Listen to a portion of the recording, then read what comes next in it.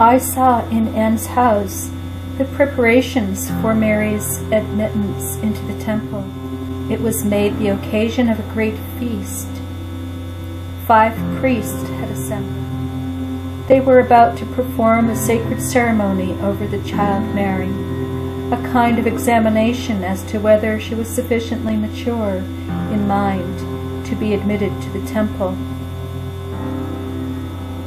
The ceremony was in itself very grave and solemn, although the faces of the aged priests were at times lit up by smiles of admiration at the expressions and answers of the little Mary, and it was frequently interrupted by the tears of Joachim and Anne. The priests now put to the child all sorts of questions relative to the discipline enforced in the temple. Then the priest threw over her face a white veil. The child was instructed upon the use of this veil, when to be raised or lowered, in eating or answering questions. In this array, Mary went to table where she sat between 2 of the priests, the third opposite to her. During the meal, the priest practiced the child in many points upon the use of the veil, asking questions and receiving her answers, and also in many other of the customary ceremonies.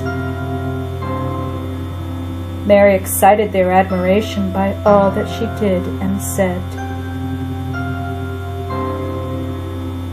During the meal and the whole of the examination, I saw angels hovering around her, directing and assisting her in all things.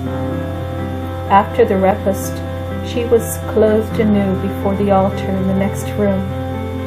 The robes now put on the child were the most beautiful of all. In this festive attire, Mary was placed upon the steps before the altar. She expressed her resolution to refrain from certain foods. She said also that she would lie in the bare ground and nightly rise 3 times to pray. The other maidens rose but once. Upon hearing this, Anne and Joachim shed tears, and the aged Joachim pressed his child in his arms, saying, "Ah, my child, that is too hard. If you live so mortified a life, I, your poor old father, shall never see you again." This scene was very affecting. But the priest replied to the child that she should, like the others, rise only once during the night, and they laid down other and milder conditions for her. Finally, they said, many of the other virgins entered the temple without a dowry, or even wherewith to pay their board. On this account, and with their parents' consent, they engaged to wash the blood-besprinkled garments of the priest and the rough woolen cloths.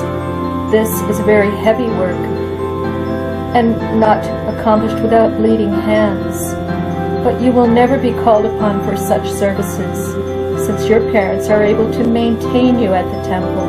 But Mary quickly replied that she was ready even for this work, where she esteemed worthy to perform it. At last Mary was blessed by the priests. I saw her radiant with light.